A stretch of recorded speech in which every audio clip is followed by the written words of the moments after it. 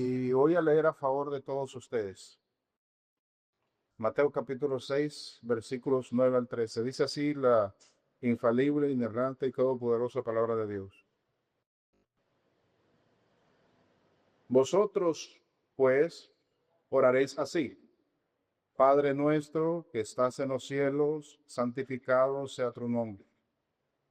Venga tu reino, hágase tu voluntad, como en el cielo, así también en la tierra. El pan nuestro de cada día, dánoslo hoy. Y perdónanos nuestras deudas, como también nosotros perdonamos a nuestros deudores. Y no nos metas en tentación, mas líbranos del mal, porque tuyo es el reino y el poder y la gloria por todos los siglos. Amén.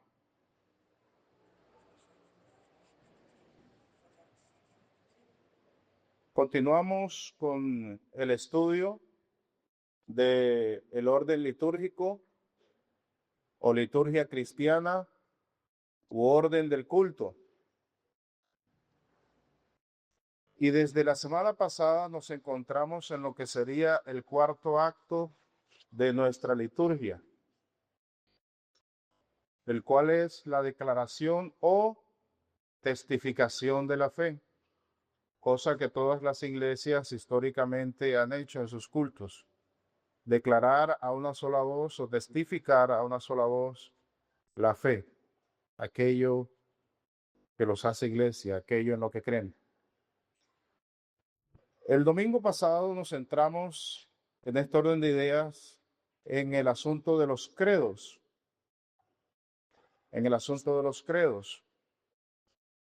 el cual a partir del próximo mes recitaremos. Dijimos que un credo es una declaración humana con la que buscamos sintetizar aquello que como iglesia confesamos y creemos de acuerdo a las escrituras. De modo que un credo es un resumen preciso que la iglesia verbalmente declara en cualquier circunstancia y particularmente pues en el orden del culto, en el culto. Eso es un credo. Decíamos que a muchos cristianos les da miedo no solo recitar los credos, sino solo mencionarlos. A otros incluso los ofende en gran manera que se hable de los credos. Incluso. Y esto no lo hacen porque ellos no sean bíblicos o porque los credos no sean históricos o teológicos o piadosos o prácticos, no. Yo creo que este temor de recitar credos, esta ofensa que reciben muchas personas cuando se habla de los credos históricos de la iglesia, es más bien por ignorancia. No necesariamente una ignorancia a propósito, sino que simplemente la persona ignora la historia de la iglesia, ignora la eclesiología, ignora la adoración, ignora el culto público cristiano. Creo que por esta razón es que sucede eso. En muchos casos no es solo una mera ignorancia, sino que por nuestra cultura anticatólica romana, lamentablemente dentro de los cristianos protestantes evangélicos está esta cultura. A causa de esta cultura anticatólica romana, que no debiera ser así, todo lo que parece o todo lo que practica, pues la Iglesia Católica Romana, nosotros en nuestra cultura evangélica protestante actual lo rechazamos, ignorando que muchas de las prácticas y doctrinas de la Iglesia Católica Romana son bíblicas y esto no hace a la Iglesia Católica Romana una iglesia verdadera. Sin embargo, muchas de sus enseñanzas, de sus doctrinas y de sus prácticas son bíblicas y que ellos hacen lo que hacen, que es bíblico, y creen lo que creen que es bíblico, porque ellos han salido de la iglesia verdadera.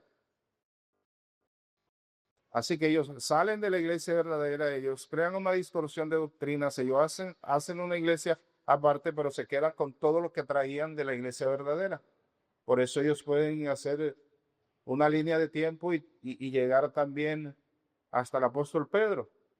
Y por eso ellos utilizan básicamente nuestra misma Biblia y por eso ellos creen en la Trinidad como creemos nosotros y estas cosas. Sin embargo, hay cierto temor, cierta repulsión por los credos que no debiera ser así, pero esto es por ignorancia. Ignorancia histórica, eclesiológica, litúrgica, por conceptos anticristianos preconcebidos, etc. Así que yo como pastor estoy supremamente contento de que después de tantos años, ya voy para 2 décadas de estar lidiando con ustedes, estoy contento de que podamos tocar este tema de esta manera tan abierta y tan nutritiva. Esto nos habla, y aquí hago un paréntesis, de la importancia de venir a los cultos. Es posible que usted no entienda de qué estoy hablando porque usted no vino al culto pasado, por alguna razón. Pero además publicamos o subimos el sermón al grupo de WhatsApp y usted tampoco de pronto lo escuchó. Entonces, como no tiene una conexión con lo que dije anteriormente, pues le va a parecer de pronto un poco raro también lo que voy a enseñar.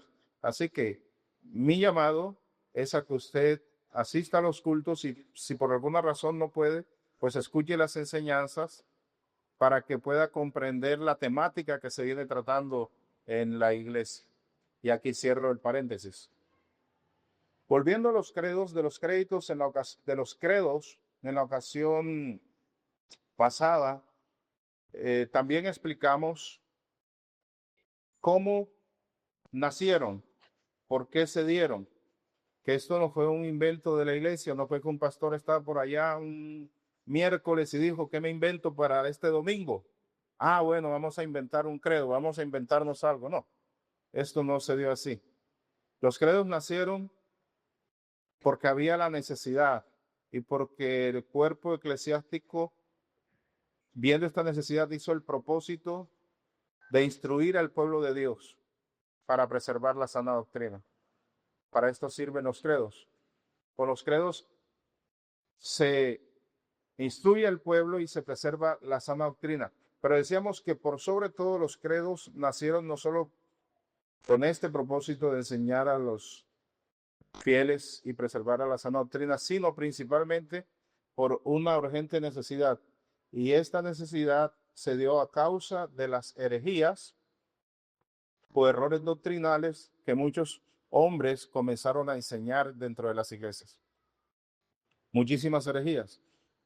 Y si la iglesia no hacía algo, entonces los creyentes, unos iban a creer una cosa, otros iban a creer otra, y todos iban a estar convencidos que estaban en lo correcto. Y lo cierto es que una cosa no puede ser verdad y mentira al mismo tiempo. Así que la iglesia se vio obligada, a causa de las herejías, de los errores doctrinales nacientes desde el siglo I en adelante, a hacer credos. Decíamos que un credo es simplemente una palabra en latín que significa yo creo. Así que un creo es el contenido de algo que tú crees. Como iglesia, la iglesia cree doctrinas y eso entonces de ahí nace la formulación de los credos. Bueno, en este orden de idea del propósito de instruir y a causa de las herejías y todas estas cosas, fue que nacieron los credos. En este orden de ideas, nosotros expusimos el domingo pasado muy brevemente algunas de las herejías que dieron origen a los credos.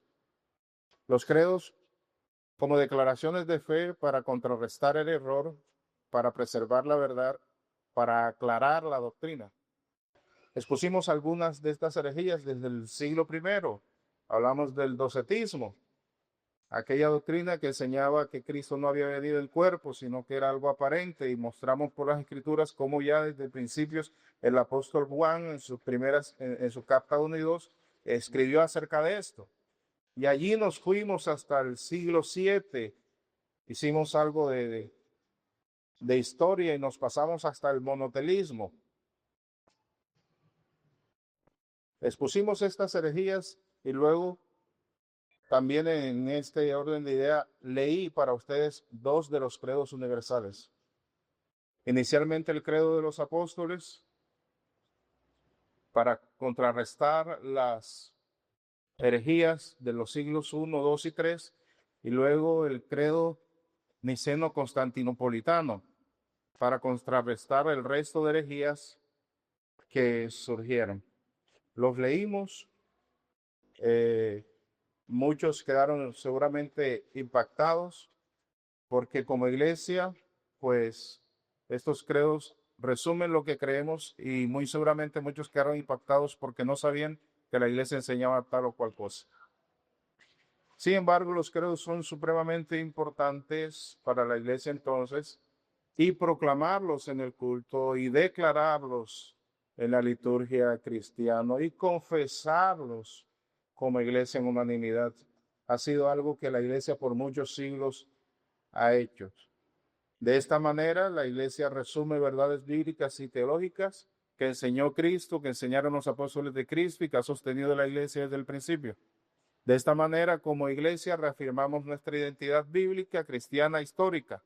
De esta manera nos unimos a la iglesia primitiva, diciendo, esto que creo yo es lo que ha creído la iglesia desde el principio. De esta manera nosotros conservamos como iglesia la unidad espiritual, la unidad doctrinal, etcétera. Declarando, estudiando, aprendiendo, enseñando los credos, nosotros también protegemos nuestras almas de la herejía y del error. Podemos ver cualquier falsa doctrina, la comparamos con lo que la iglesia históricamente ha creído, leemos los credos y nos damos cuenta si es verdad o es mentira, si es error o no, aquello que nos puedan estar enseñando. Los credos también nos guían en la adoración. En fin, y son de suma importancia, decíamos el domingo pasado, para concluir esta parte, es sumamente importante que los aprendamos, que los estudiemos, que los recitemos, que los enseñemos principalmente a nuestros niños, porque ellas contienen las verdades básicas del Evangelio y desde pequeños ellos deben ir conociendo las doctrinas que nosotros como iglesia sostenemos. En cuanto a los credos, por ejemplo, mire, hablando del credo de los apóstoles, lo que escribió el reformador Martín Lutero. Él dijo, la verdad cristiana no podría resumirse en una declaración más breve y más clara. Hablando del credo de los apóstoles. El reformador Juan Calvino, siglo XVI, estamos hablando, incluso musicalizó el credo o los credos. O sea, no solo se recitaban, sino que se cantaban en la iglesia. John Wesley incluso, usted pueda que no esté de acuerdo con él o no, pero es un hombre de Dios. John Wesley calificó el credo como un hermoso resumen de las verdades esenciales de nuestra fe. Y al escribir el servicio de adoración vespertino de su iglesia, incluyó la recitación del credo en la liturgia.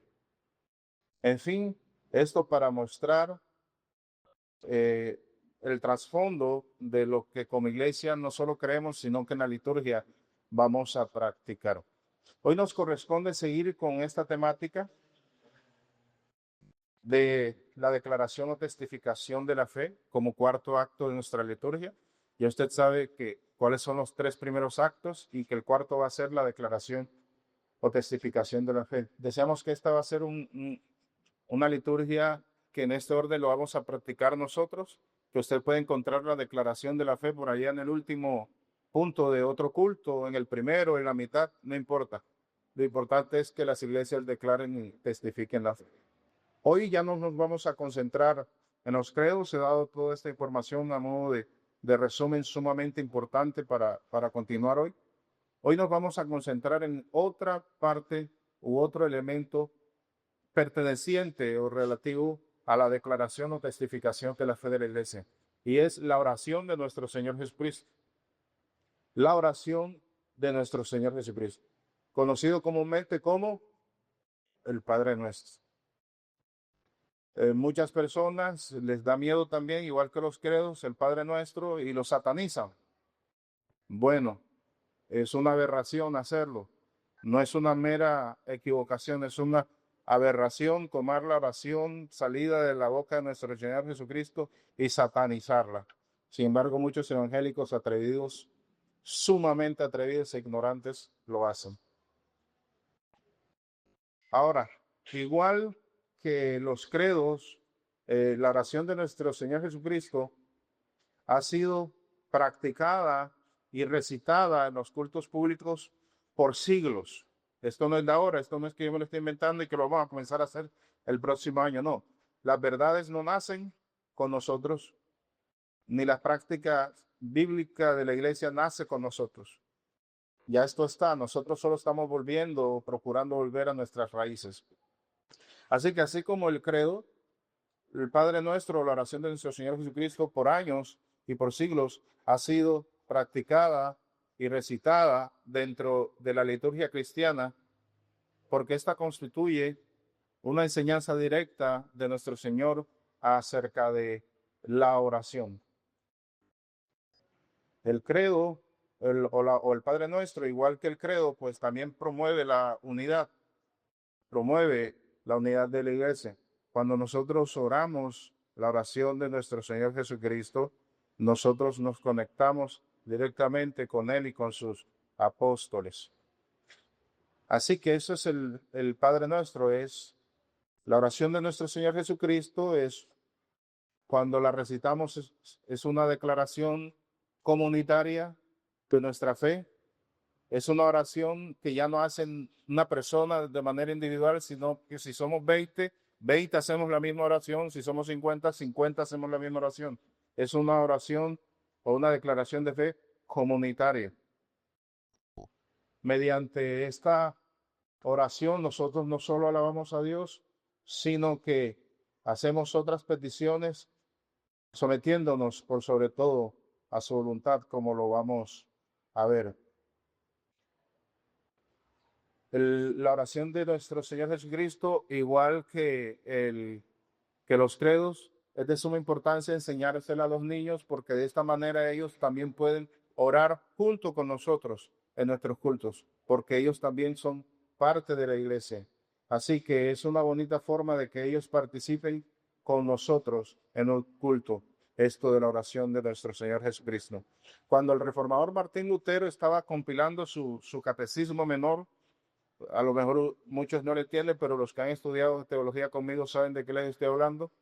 Cuando el reformador Martín Lutero estaba compilando su catecismo menor para darlo a las familias cristianas, él incluyó 3 elementos de suma importancia dentro de este catecismo. Uno son los credos, otro los 10 mandamientos y otro el Padre Nuestro, como columna doctrinal de la iglesia, como columna vertebral de la fe cristiana, de la fe que tenemos que tener todos como creyentes y que debemos promulgar en nuestras familias. El libro de oración común anglicano y el catecismo de Heidelberg, lo mismo, algunos no saben de qué estoy hablando, pero están estudiados conmigo, sí. También contiene estos mismos 3 elementos como columna vertebral de la fe y de la doctrina cristiana: los 10 mandamientos, los credos y la oración de nuestro Señor Jesucristo o el Padre Nuestro. Ahora, de que esto lo ha hecho la iglesia, usted puede simplemente averiguarlo por usted mismo. Cuando usted investiga sobre las liturgias, sobre el orden de culto, usted encontrará que por siglos la iglesia cristiana, la iglesia histórica, la iglesia verdadera, ha declarado su fe, no solo a través de los credos, sino a través de la oración de nuestro Señor Jesucristo, como algo habitual, como algo normal del culto cristiano. Para tiempos de la Reforma, los reformadores, recuerden, ellos procuran no que nazca una iglesia que ahora es evangélica protestante, sino que ellos, estando en la iglesia católica romana que se había corrompido, ellos querían que esa iglesia, que podría tirar una línea de tiempo hasta los apóstoles, pudiera ser purificada. De ahí nace lo que se conoce como el movimiento de la Reforma, ellos buscando la purificación de la iglesia. Y cuando ellos comienzan a hacer sus propias liturgias, ellos también recitan el Padre Nuestro dentro de la liturgia. Ellos no dijeron, no, esto vamos a dejar de hacerlo porque esto es antibíblico. Así que esto, incluso en la tradición reformada, esta práctica de recitar el Padre Nuestro en el culto, usted va a encontrarlo como algo normal. Y así ha existido y ha sido hasta nuestros días. Que nuestra iglesia antes no lo haya hecho, eso no quiere decir que la iglesia no lo hace. Usted puede ir a cualquier otra iglesia reformada de cualquier otra parte del mundo y va a encontrar que lo hacen porque la iglesia siempre lo ha hecho. Nosotros simplemente estamos, y es mi esfuerzo, y es mi preocupación, y es mi propósito, que volvamos a nuestras raíces, que volvamos a lo que nos identifica verdaderamente como evangélicos, como cristianos, que nuestra identidad reformada, bíblica, presbiteriana, la encontremos. No es que seamos reformados o bíblicos solo de nombres, que seamos disque evangélicos, reformados, presbiterianos, bíblicos, etcétera, pero solo en cuanto a la soteriología o solo en cuanto a cualquier otro tema, pero en la liturgia somos otra cosa. Entonces tenemos que ser bíblicos, tenemos que ser cristianos en todo, y esto incluye nuestra liturgia. Y el Padre Nuestro y los credos como declaración de fe o testificación de la fe en los cultos públicos ha sido algo normal y que nosotros hacemos bien en retomar, volviendo a nuestras raíces. Lamentablemente, pues así nos sucede en muchas congregaciones, como les decía al principio, muchos reniegan del credo, del Padre Nuestro y de otros asuntos de fe. Muchos le tienen miedo, otros con una ignorancia absoluta lo satanizan, lo cual es terrible. Pero bueno, esto es lamentable, pero sucede.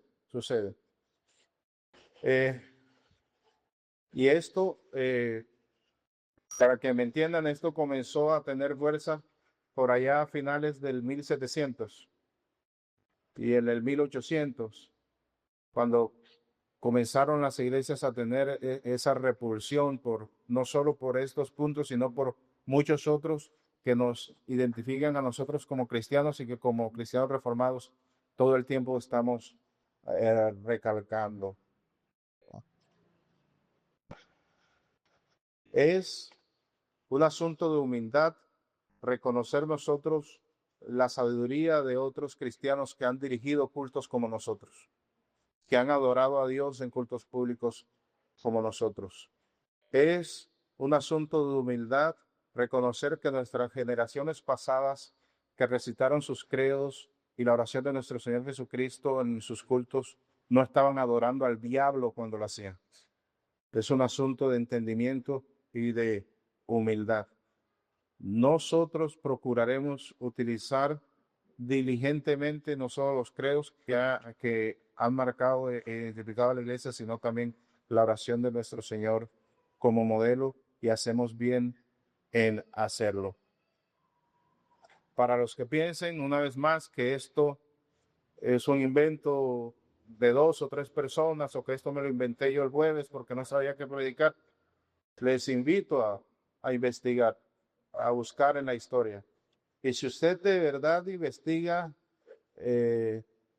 no sesgadamente, sino objetivamente, usted va a encontrar, por ejemplo, que el Padre Nuestro hace parte de la liturgia desde muy temprano en la iglesia, y con esto, cuando usted investigue esto, si investiga esto objetivamente, usted va a encontrar que el Padre Nuestro está en los tratados, por ejemplo, de Justino Mártir, que en las exposiciones de Ireneo, de Tertuliano, de Cipriano, el Padre Nuestro se consigna. Así que doy toda esta información, por un lado, para que las personas que ignoran el tema tengan una claridad bíblica, histórica, teológica, y para que los que dudan investiguen. Porque sí es un propósito mío como pastor que usted no solo sepa a qué Dios adora, sino de qué formas lícitas usted puede hacerlo. Así que desde siempre la Iglesia ha tenido en gran estima los credos, después que fueron desarrollados, pero también el Padre Nuestro después de que nuestro Señor lo oró. Por ejemplo, en el directorio del culto público, en la Asamblea de Westminster, que estamos hablando de 1644 en adelante, encontramos esto, lo que dijeron los teólogos y pastores de la iglesia de aquel entonces, cuando redactaron los documentos de fe de Westminster. Ellos escribieron esto: y dado que la oración que Cristo enseñó a sus discípulos no es solo un modelo de oración, sino en sí misma una oración sumamente completa, recomendamos que también se utilice en las oraciones de la iglesia. Fin de la cita. En este orden de idea, voy entonces, en lo que me queda de tiempo, a exponer de manera muy breve la oración de nuestro Señor Jesucristo, el Padre Nuestro, y esto para que usted entienda un poco mejor o con más claridad lo que como iglesia decimos cuando oramos esta oración en nuestros cultos. Y para esto voy a guiarme y voy a seguir muy de cerca el Catecismo Mayor de Westminster desde la pregunta 186 hasta la pregunta 196. Acerca del Catecismo Menor, Mayor, la confesión, nosotros hemos estado estudiando por muchos años, así que no hay necesidad de explicarle a ustedes lo que es el Catecismo Mayor porque ya lo saben. El Catecismo Mayor, por ejemplo, en su pregunta número 186, dice que la oración de nuestro Señor Jesucristo es la regla que Dios nos ha dado para dirigirnos a Él en oración. Recordemos que el pueblo de Dios siempre ha sido orante, el pueblo de Dios siempre ha orado, los discípulos, los apóstoles de Cristo eran hombres de oración, y sin embargo, siendo ellos hombres de oración, un día se acercaron a nuestro Señor Jesucristo y les dijeron: enséñanos a orar. Y el Señor pudo coger cualquier oración del Antiguo Testamento, ¿verdad? Y estaba bien. Pero ¿qué hizo? Hizo una oración allí delante de ellos y se las dio como modelo. Y es, como dicen los teólogos y eruditos de Westminster, no solo un modelo de oración, sino una oración en sí misma, la cual hacemos bien en recitar. Así que esta es la oración de nuestro Señor Jesucristo, la regla que Dios nos ha dado para dirigirnos a Él en oración. Ahora, ¿toda la palabra de Dios es útil para orar? Pues claro, pero la regla especial es la oración de nuestro Señor Jesucristo. Aquella forma, dice el Catecismo, en que nuestro Señor, nuestro Salvador, enseñó a sus discípulos a orar, comúnmente llamada el Padre Nuestro. En la pregunta 87, el Catecismo Mayor de Westminster habla acerca del uso de esta oración. Y ahí es donde se enfatiza entonces que no es solo un modelo conforme al cual nosotros debemos hacer nuestras oraciones, sino que también puede y debe usarse como una oración en sí misma. Solo que al momento de hacerla debemos hacerla con entendimiento, porque no se trata de una vana repetición. La oración de nuestro Señor Jesucristo no es una vana repetición. Justo él, antes de enseñar a orar a los discípulos, les dijo que no hicieran repeticiones vanas. Así que no me venga usted ahora a decir que después de que él dijo esto y enseñó la oración del Padre Nuestro, el Padre Nuestro es una vana repetición. ¿Me explico? Entonces, la oración del Padre Nuestro es un modelo de oración, sí, pero también es una oración en sí misma que debe y puede usarse, pero esto con entendimiento, dice el Catecismo, con fe, con reverencia.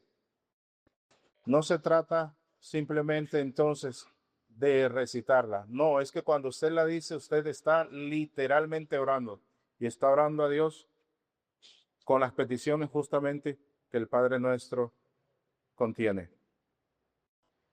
En cuanto a las partes que componen la oración, la pregunta 188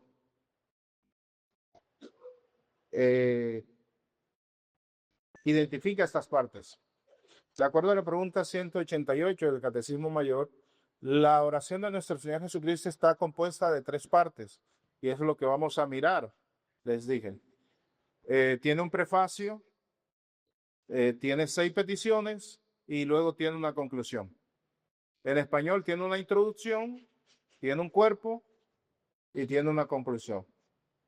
Tiene una introducción, un desarrollo y una conclusión. Y entonces en la pregunta 189 se nos habla del prefacio, de cuál es este prefacio. Y usted lo tiene allí. Mateo capítulo 6, versículo 9. Padre nuestro que estás en los cielos. Esa es la introducción.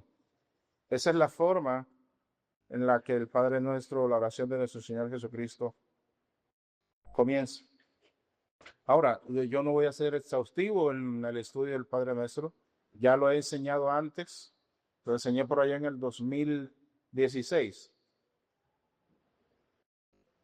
Sin embargo, a favor de los que no estuvieron, pues voy a dar, como les dije, de acuerdo al Catecismo Mayor, algunas pinceladas. Así que este es el prefacio.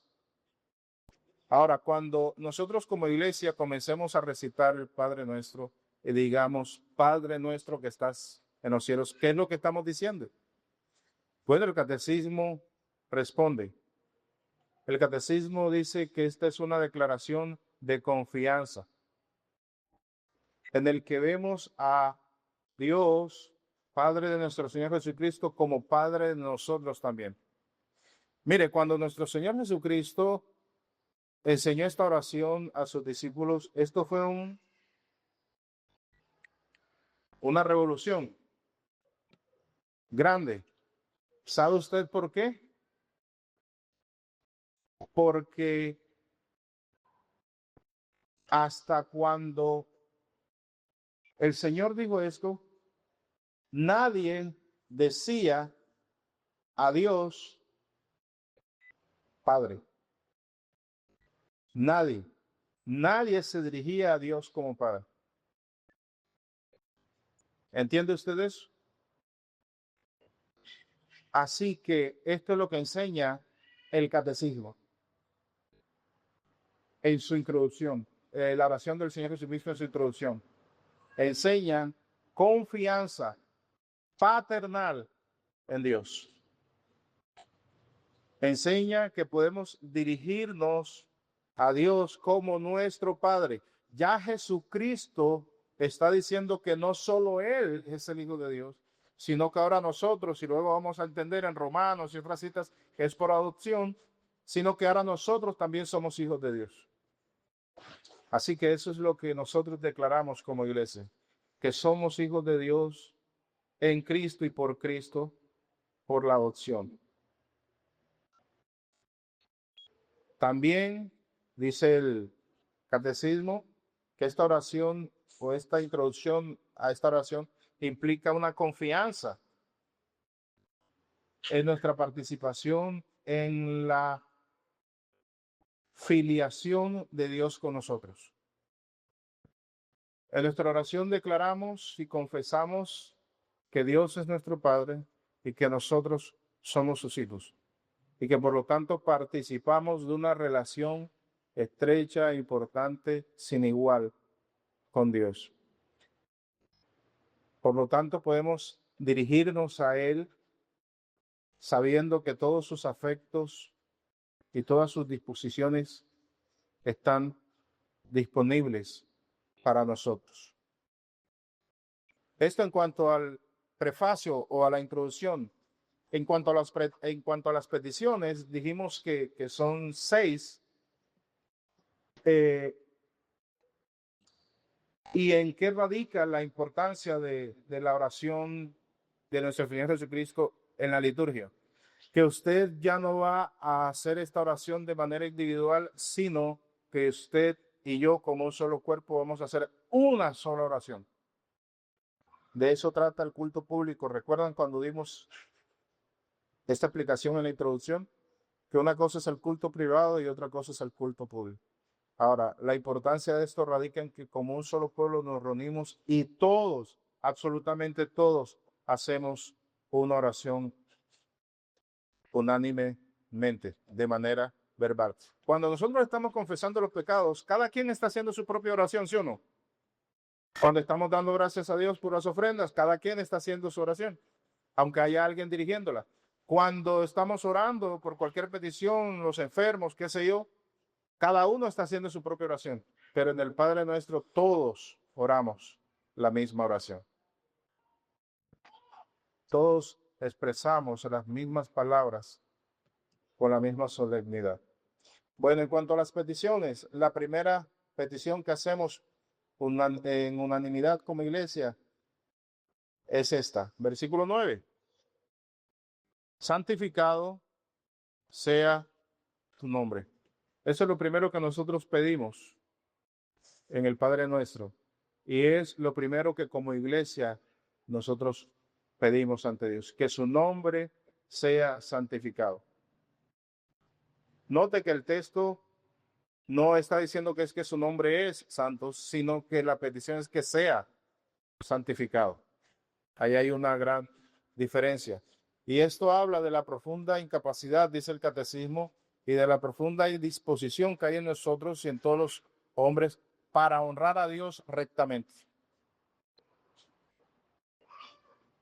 Nosotros no honramos a Dios como debemos, no santificamos su nombre como debemos. De hecho, cualquiera pone en sus labios el nombre de Dios, de Cristo, a veces para las sandeces y las porquerías más grandes. Así que nuestra oración es el nombre de Dios, cada que alguien vaya a utilizarlo, sea para santificarlo.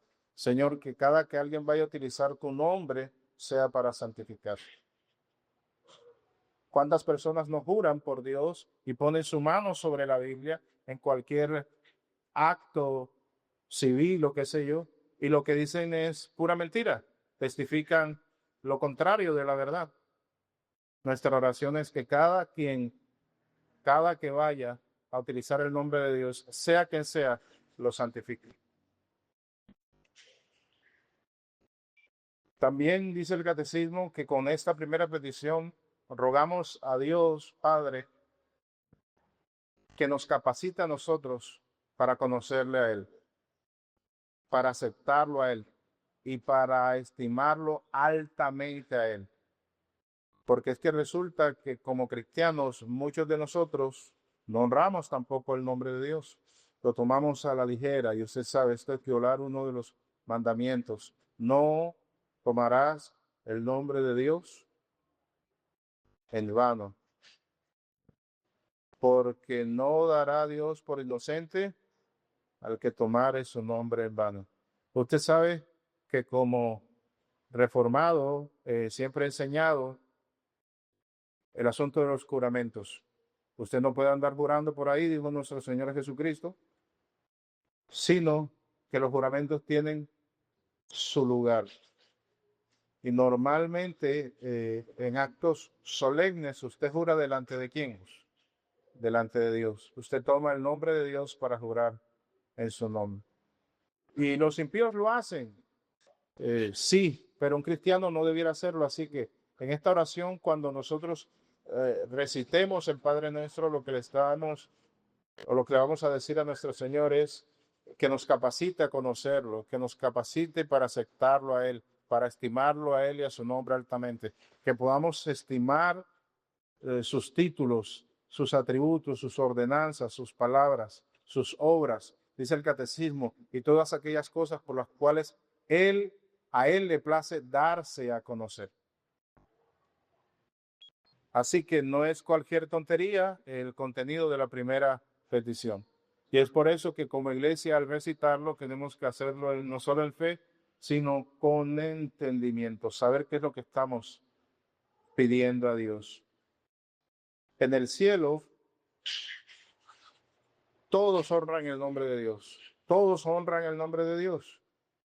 Los que mueren y sus almas son glorificadas, los ángeles que han sido creados, serafines, querubines, todos honran el nombre de Dios. Pero en la tierra no sucede así. Y nuestra oración es que así como en el cielo el nombre de Dios es santificado, es dignificado, se le da la honra que merece, así suceda aquí en la tierra. Así que al recitar el Padre Nuestro en nuestra primera petición, esto es lo que también estamos pidiendo. Estamos pidiendo a Dios que nos permita glorificarle a Él y a su nombre como iglesia en pensamiento, en palabra y en obra. Le rogamos también, dice el catecismo, que Él impida y haga desaparecer del mundo el ateísmo, la ignorancia, la idolatría, la impiedad y todo lo que deshonra el nombre de Dios. Así que ya usted tiene un poco más de claridad acerca de la primera petición del Padre Nuestro. Por último, dice el catecismo, pedimos que por su providencia, que todo lo gobierna, Él dirija y disponga todas las cosas para su propia gloria, para la gloria de su propio miembro. Todo esto está encerrado en la primera petición, santificado sea tu nombre. La segunda petición la tienen allí, ¿verdad? ¿Cuál es? Versículo 10, inicio. Venga tu reino. Cuando oramos el Padre Nuestro como iglesia, entonces esto es lo que pedimos, que el reino de Dios venga. Ahora, ¿el reino de Dios ya vino? Sí, pero no está instaurado, no está establecido en todas partes. No está establecido en todos los corazones de los hombres, no está establecido en todos los gobiernos del mundo, no está establecido en todas las sociedades, todos los países, etc. Así que nuestra oración es que el reino de Dios se extienda, que el reino de Dios venga en el sentido de que se expanda, tanto en el presente como en el pleroma futuro. Dice el catecismo que con esta petición reconocemos que nosotros, los seres humanos, por naturaleza, estamos bajo el dominio del pecado y por lo tanto necesitamos que el reino de Dios venga para ser librados del dominio del pecado. Solo el reino de Dios puede liberarnos del reinado del pecado, del reinado de Satanás. Solo el reino de Dios puede destruir el reino de las tinieblas. Por lo tanto, hacemos bien en orar y pedir como iglesia que el reino de Dios venga. Esto implica, dice también, que el evangelio sea propagado por el mundo. Decir venga tu reino es decir, Señor, que en cada rincón del mundo tu evangelio sea predicado. Que la iglesia sea dotada, dice, de todos los oficiales y ordenanzas del evangelio.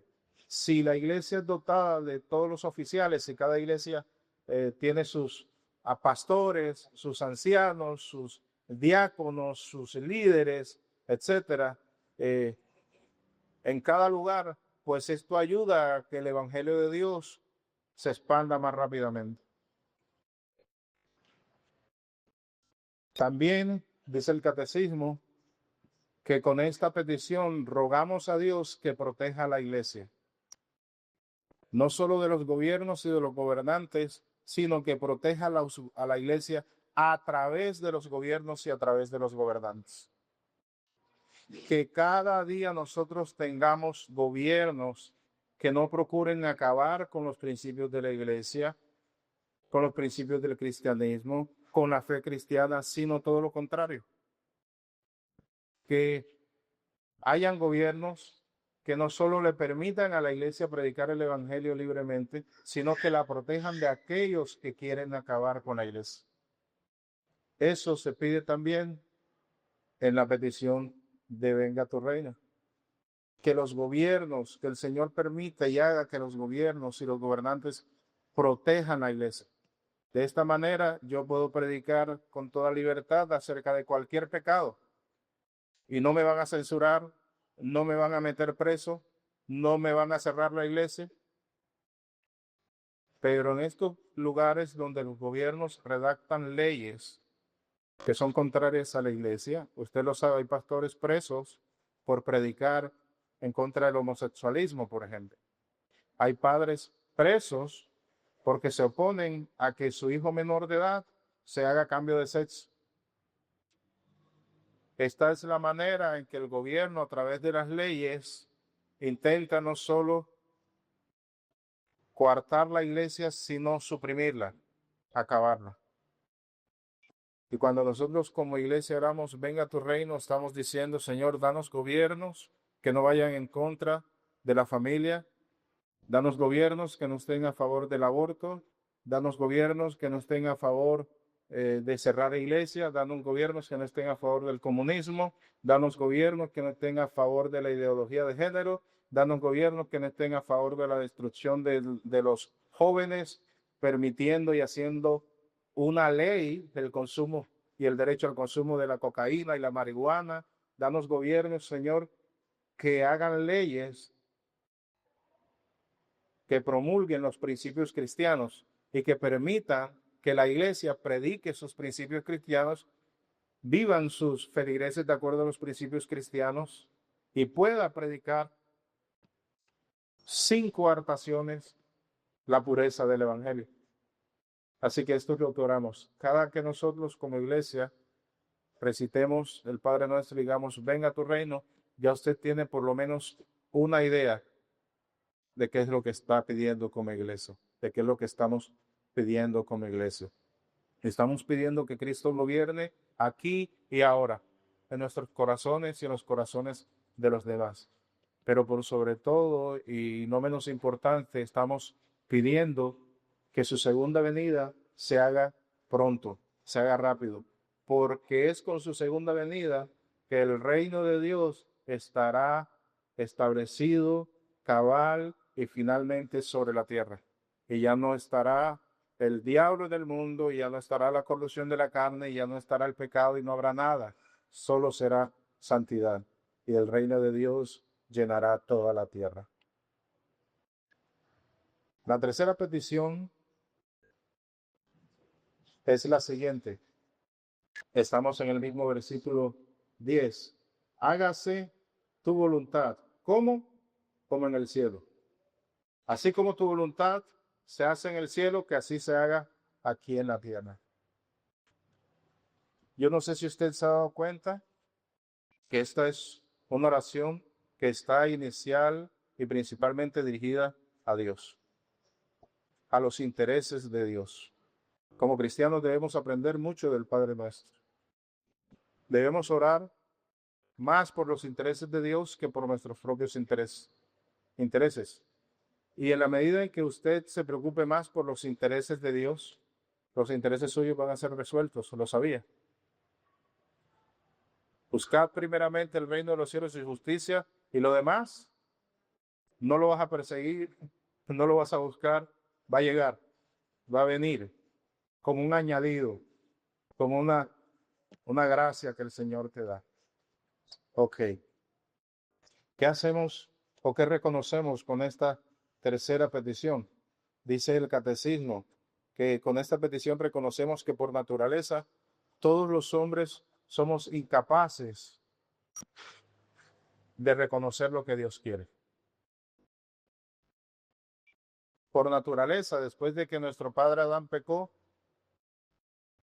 ya nosotros ahora somos incapaces de reconocer, de conocer la voluntad de Dios. ¿Cuál es la voluntad de Dios? Le pregunta a usted a un pecador. Pues, ¿qué le puede decir si su mente está entenebrecida por el pecado? Si su mente está siendo esclava de Satanás. Él no conoce la voluntad de Dios. Y es que tampoco la desea. Él está más bien, dice el catecismo, inclinado a rebelarse contra la voluntad de Dios. Es el hombre pecador. Y eso somos nosotros en nuestra condición pecaminosa. Nosotros por naturaleza somos incapaces de conocer la voluntad de Dios, estamos inclinados más bien a rebelarnos en contra de ella y como una fresita y una cerecita para el pastel, estamos propensos también es a quejarnos y a murmurar en contra de la voluntad de Dios. ¿Es así? Estamos totalmente inclinados, dice el catecismo, más bien a hacer la voluntad de la carne y la voluntad de Satanás. Así que esto es lo que reconocemos, lo primero que reconocemos cuando decimos al Señor en la oración del Padre nuestro, hágase tu voluntad como en el cielo, así también en la tierra. Reconocemos que los hombres aquí no queremos hacer la voluntad de Dios. Por lo tanto, debemos pedirle a Él que en su poder haga que su voluntad se realice. Y Él va a hacerlo. Él va a hacerlo. Pedimos, dice el catecismo, que Dios por su espíritu nos quite a nosotros y a todos los demás toda ceguera espiritual. Porque la razón por la que no queremos hacer la voluntad de Dios es porque estamos ciegos a ella. Que nos quite toda ceguera espiritual, que nos quite toda maldad, que nos quite toda indisposición para hacer la voluntad de Dios, para conocerla, que nos quite toda perversidad del corazón y que más bien nos haga capaces, por su gracia, capaces para hacerla, para conocerla, para someternos a ella de manera voluntaria. Rogamos que Él por su gracia nos dé humildad, nos dé alegría, nos dé fidelidad, nos dé diligencia, nos dé celo, nos dé sinceridad, nos dé constancia, la misma que tienen los ángeles en el cielo para hacer la voluntad de Él. Eso es lo que pedimos. En el cielo la voluntad de Dios es realizada indefectiblemente, pero en la tierra no sucede así. Así que esto es lo que pedimos, que conozcamos la voluntad de Dios nosotros, así como es conocida en el cielo. Que hagamos y que nos sometamos a ella voluntariamente, así como toda criatura se somete a ella voluntariamente en el cielo. Como iglesia necesitamos orar entonces con conciencia al Padre nuestro. La pregunta número 193 y 194 y 195 y 196 continúa hablándonos de la oración como medio de gracia, tomando como referencia el Padre Nuestro, la oración de nuestro Señor Jesucristo. Ya van 53 minutos, voy a dejar hasta aquí. Entonces el próximo domingo, si el Señor lo permite, continuamos con el resto de la oración de nuestro Señor Jesucristo. La explicamos así muy brevemente y enfatizamos o hacemos énfasis en la necesidad que nosotros tenemos de hacerla como iglesia y en la necesidad que tenemos de entenderla mientras la hacemos. Vamos a dejar hasta aquí, vamos a darle gracias al Señor. Así que esto es lo que hemos visto en cuanto al cuarto acto.